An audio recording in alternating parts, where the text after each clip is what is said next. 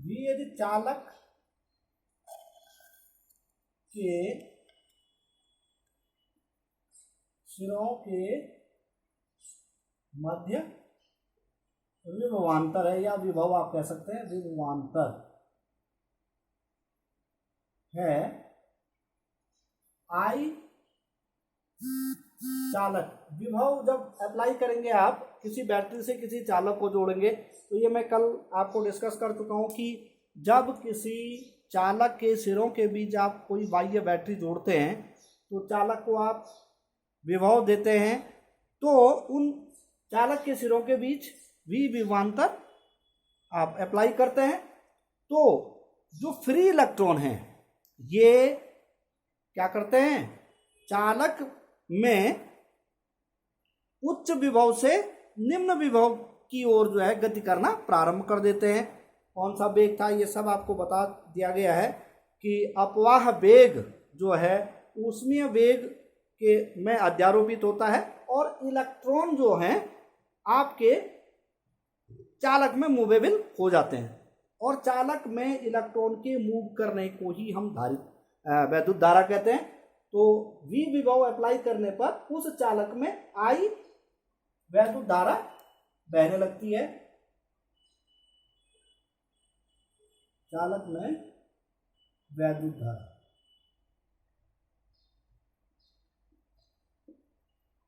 अब ओम ने चालक के सिरों के बीच जो विभव और धारा में एक नियम दिया जिसको हम ओम का नियम कहते हैं। उसने क्या कहा कि यदि चालक की भौतिक अवस्थाएं, अब भौतिक अवस्थाएं क्या होती हैं, ताप दाब आयतन, इनको यदि स्थिर रखा जाए तो उस चालक को दिया जाने वाला जो विभव है वो उस धारा के क्या होता है, अनुक्रमानुपाती होता है।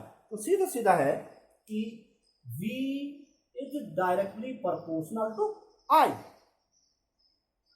V is directly proportional to I। अरे कौन आया बाहर देखना जरा, V is directly proportional to I, यानी कि जैसे जैसे हम चालक को विभव देंगे वैसे वैसे उस चालक में धारा भी क्या होती जाएगी, बढ़ती जाएगी, और लगातार विभव में जब वृद्धि करते हैं तो लगातार उस चालक में धारा में भी वृद्धि होती है। तो एक अनुक्रमानुपाती संबंध हमको मिलता है, ग्राफ के द्वारा भी हम उसको शो करते हैं। ये रिलेशन हुआ, ये अनुक्रमानुपाती नियतांक को जो है एक कांस्टेंट R से हम रिमूव कर देते हैं, V is equal to I R, ये एक संबंध। या यहां से आप, क्योंकि रेजिस्टेंस हम पढ़ चुके हैं, V upon I is equal to R. प्रयोगों से यह सिद्ध हुआ कि यदि y एक्सिस पे हम क्या धारा को मापें और x एक्सिस पे यदि हम विभव को मापें, तो आप देखते हैं इस प्रकार से ग्राफ पेपर में आप इन बिंदुओं को जब मिलाएंगे तो हमें एक 45 अंश की एक सीधी रेखा क्या होती है, प्राप्त होती है। VI ग्राफ इसको कहते हैं, वोल्टेज धारा कर्व। तो ये जो एक सीधी रेखा, ये अनुक्रमानुपाती संबंध को स्थापित करती है विभव और धारा के बीच, और ये सदैव नियत रहता है। कहने का मतलब यह है कि इन दोनों का जो अनुपात है, V और I का अनुपात, एक नियतांक होगा, और नियतांक जो है उस चालक के प्रतिरोध को व्यक्त करता है। मैंने कल भी आपको डिस्कस किया था कि किसी चालक का प्रतिरोध उसका अविलाक्षणिक गुण होता है। किसी चालक की यदि भौतिक अवस्थाएं न बदली जाए तो उसका जो प्रतिरोध होगा वो हमेशा कांस्टेंट रहेगा, नियत रहेगा, बढ़ेगा और घटेगा नहीं। तो यहाँ ओम के नियम से भी स्पष्ट हो रहा है कि चालक का प्रतिरोध यदि उसकी भौतिक अवस्थाएं अपरिवर्तित रहें तो चालक का प्रतिरोध कांस्टेंट रहेगा, क्योंकि V का मान जितना बढ़ाएंगे उसी अनुपात में I का मान भी बढ़ेगा, और V और I का जो अनुपात होगा वो नियत रहेगा। मान सपोज V और I का अनुपात सपोज 5 ओम है, तो ये हर मान के लिए देखिए इस प्रकार से आप इनको मिलाइए, इन लाइनों को आगे ग्राफ पेपर पे हम इसको सही से कर सकते हैं। हम देखते हैं ये लाइनें किसको शो कर रही है, धारा और विभव के, ये सीधी हैं, परपेंडिकुलर है, थोड़ा सा टेढ़ी लग रही है।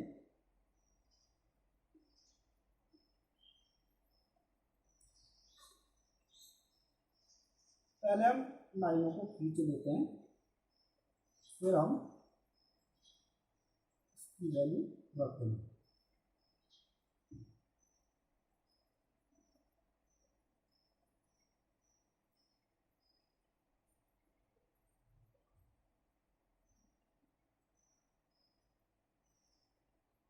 ये विभव के मान हैं, उसी अनुपात में हमें धारा के मान में भी क्या मिल रही है, वृद्धि मिल रही है। तो इन दोनों का जो रेशियो होगा वो हमेशा नियत होगा। अगर हमारा सपोज 5 ओम है तो 5 ओम ही होगा।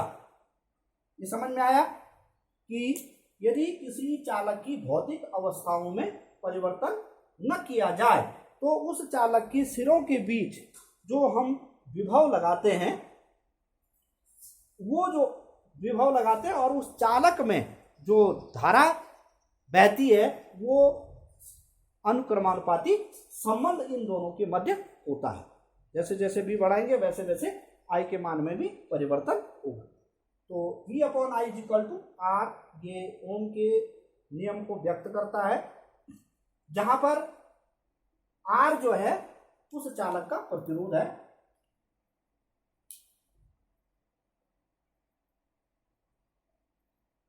चालक का प्रतिरोध। इसकी परिभाषा मैंने आपको नोट जो है वो भेजे हुए हैं।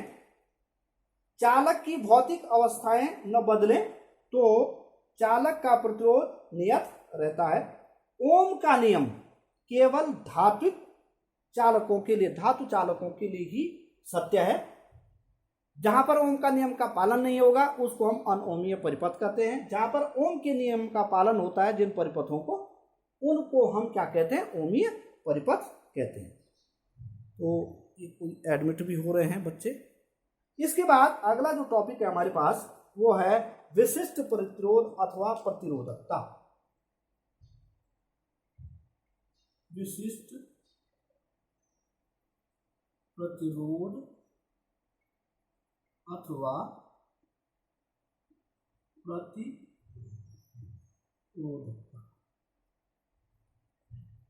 इसको अंग्रेजी में हम क्या बोलते हैं, स्पेसिफिक रेजिस्टेंस और रेजिस्टिविटी। स्पेसिफिक रेजिस्टेंस और रेजिस्टिविटी।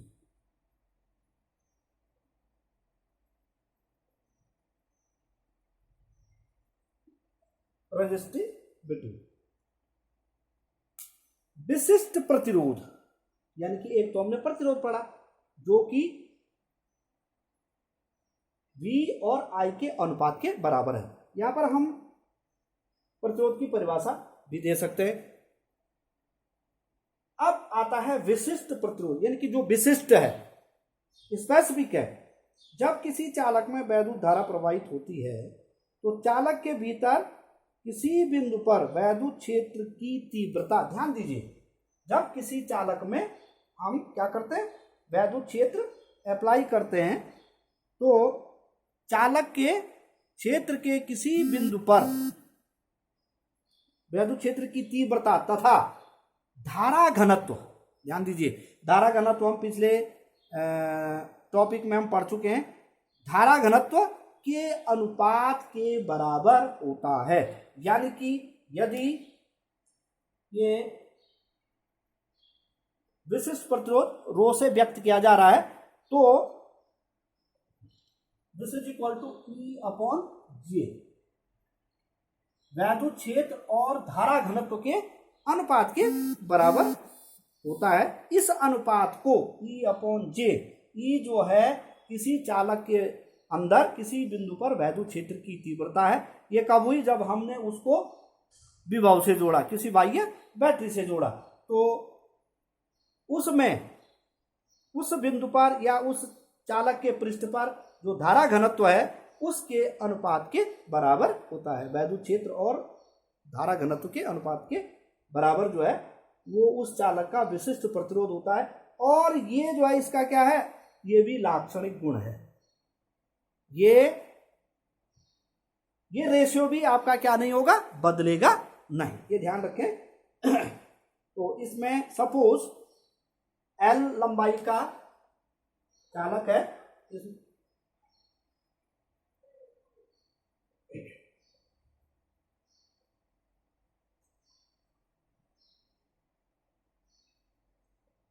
L चालक की लंबाई है,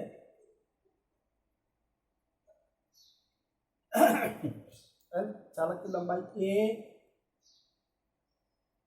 चालक के अनुप्रस्थ परिच्छेद का क्षेत्रफल, चालक के अनुप्रस्थ परिच्छेद का क्षेत्रफल,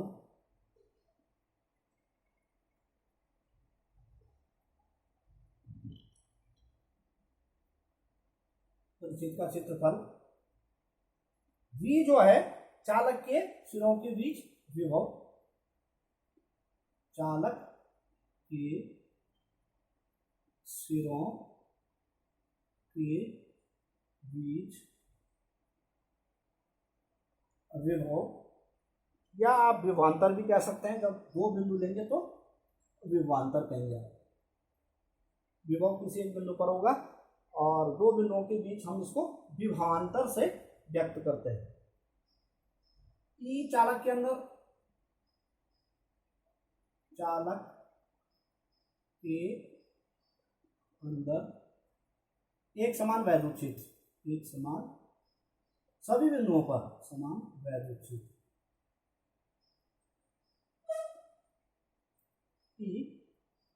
आई चालक में बहने वाली धारा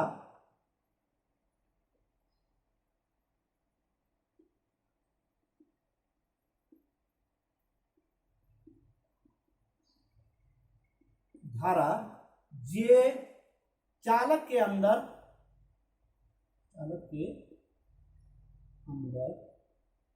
धारा घनत्व, ये डिस्कस धारा घनत्व आप समझ गए होंगे, पहले हम डिस्कस कर चुके हैं। धारा घनत्व इसे कहते हैं। तो ये संबंध भी आप इन्हें बताने। विभव और वैद्युत क्षेत्र में क्या संबंध होता है? हम जानते हैं V is equal to I E into R, या L भी कह सकते हैं आप। तो यहां पर E इज इक्वल टू, हमें E और J की वैल्यू लेनी है। E इज इक्वल टू हो गया V अपॉन L, और J इज इक्वल टू, धारा घनत्व तो बराबर होता है I एकांक क्षेत्रफल में बहने वाली धारा, I upon A, I upon A। इन वैल्यूओं को हम विशिष्ट चालकता के सूत्र में हम रखते हैं, विशिष्ट प्रतिरोध के, सॉरी, E अपॉन J। तो E की वैल्यू आई V अपॉन L और J की वैल्यू है I अपॉन A। तो this is equal to V upon I into A upon L। और इस रिलेशन को हम ऑलरेडी अभी डिस्कस कर चुके हैं ओम के नियम से। तो rho is equal to R A upon L। इस प्रकार ये विशिष्ट प्रतिरोध के लिए हमारे पास सूत्र निकल आया, rho is equal to R into A upon L। R constant है, क्षेत्रफल, और क्षेत्रफल भी कांस्टेंट होगा, लंबाई भी कांस्टेंट है। तो इसका मतलब विशिष्ट प्रतिरोध भी क्या होगा? नियत होगा।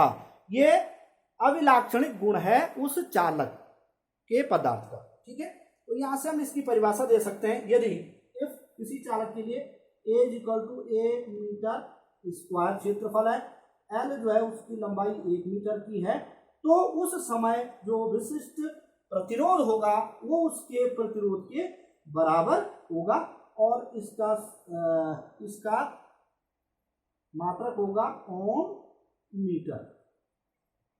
यहां से भी निकालो, ओम मीटर स्क्वायर और मीटर स्क्वायर से घट गया। ये बीमा बूमा मैं नहीं निकाल रहा हूँ भाई, क्योंकि बीमाएं आप फर्स्ट ईयर में पढ़ चुके हैं, तो बीमा आप निकाल सकते हैं। उसके मूल मात्रकों में उसको डिवाइड कीजिए और मूल मात्रकों की बीमाएं रखिए आप, वो बीमा निकल आएगी। तो यहाँ पर हम देख रहे हैं कि विशिष्ट प्रतिरोध जो है उस चालक के प्रतिरोध के बराबर होता है, पर कब? जब किसी चालक की लंबाई 1 मीटर हो और उसके अनुप्रस्थ परिच्छेद का क्षेत्रफल 1 वर्ग मीटर हो, तो उस चालक का विशिष्ट प्रतिरोध जो है उस चालक के प्रतिरोध के बराबर होगा। That's clear? ये समझ में आया भाई आप लोगों के? इतना। एक मिनट में आपको अनम्यूट कर रहा हूं।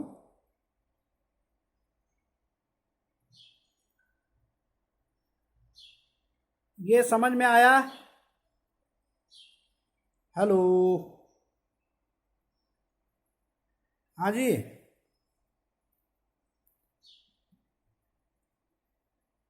आया समझ में?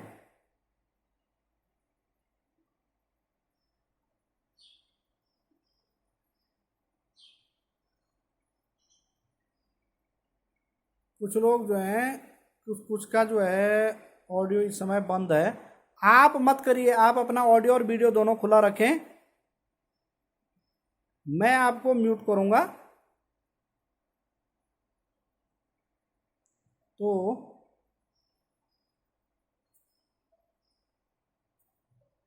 कितने लोगों की समझ में आया होगा भाई?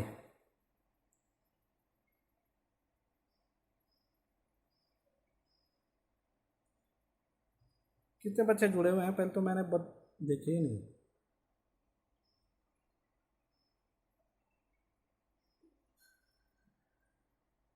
18 जुड़े हुए हैं।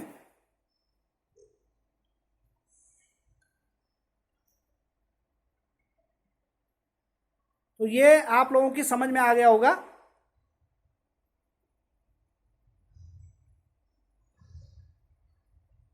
आ गया भाई? अखिलेश जोशी आज जुड़े हैं कि पहले से जुड़े हुए हैं? कईयों के जो ऑडियो हैं, कल भी था ऑडियो ऑन बंद हैं, कईयों के ऑडियो बंद हैं। कल का आप लोग डिस्कस कर लें आपस में। क्या हो गया? ये क्यों छूट गया? कहाँ गया? टाइम ओवर हो रहा है। ये तो